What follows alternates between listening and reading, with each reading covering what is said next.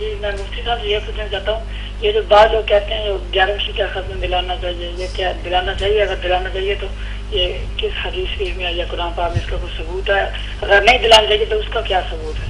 11ویں والے تو اس وقت تھے ہی نہیں جب قرآن کریم نازل ہوا اور حدیث میں نے آپ سے نہیں پوچھا۔ اچھا ٹھیک ہے، ٹھیک نہیں مجھ سے پوچھ رہے ہیں۔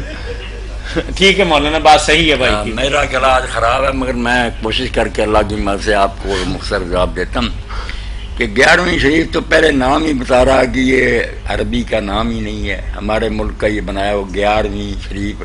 اور پھر دیکھتے ہیں شیخ عبدالقادر جیلانی جیسے کہ طاہر صاحب نے کہا رسول اللہ سے 500 سال بعد ہوئے، نہ انہوں نے اپنی کسی کتاب میں ذکر کیا۔ مفتی احمد یار خان مرحوم سے جب لوگوں کو پوچھا وہ کہتے ہیں یاد مجالس میں لکھا 11ویں مجلساں۔ بھائی وہ کتاب کون ہے، کس نے لکھی ہے؟ یہ دین ہے؟ کوئی دین نہیں ہے۔ آپ شیخ عبدالقادر جیلانی رحمۃ اللہ علیہ اور باقی سب ضرور کے لیے دعا کیا کریں۔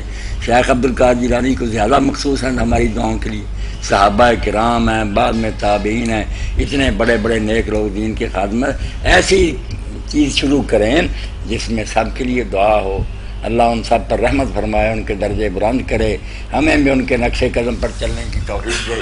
یہ 11ویں وغیرہ کوئی دین میں ہوتا ذکر تو ہم ہاں نہ میں جواب دیتے نا، ایک چیز اپنی طرف سے بنائی ہوئی کیا بتائیں اس کا؟ وہ لوگ بات کہتے ہیں، وہ کہتے ہیں ہم اس پہ قرآن شریف بھی پڑھتے ہیں تو کچھ نہیں پڑھتے۔ نہیں وہ ساری چیزیں ٹھیک ہے، وہ بہانے جو نا ان کے بارے میں ہم لگ گئے تو جھگڑے ہی ہیں۔ ہر کوئی کہتا میں یار یہی کرتا ہوں کہ ادھر تھوڑا سا ساز اس سے کبھی مدد آتا ہے، ادھر ناز شریف چل رہی ہے، کیا ہوگا؟ ہر حرام حلال کر لیا جائے گا۔ اچھا وہ چیز کھا لینی چاہیے جب اس کو پڑھتے ہیں؟ اس کا کوئی ڈر نہیں، کوئی ڈر نہیں، کھا لینی چاہیے۔ اگر قرآن شریف بھی صرف پڑھا تو پھر کھا لینے میں کوئی حرج نہیں۔ اور اگر وہ 11ویں دلاتے ہیں نا کہ پیر صاحب ہمارے کام میں برکت دیں گے اور ہمارا کام درست رکھیں گے، پھر وہ شرکیہ نراز، پھر اس کو نہیں کھانا چاہیے۔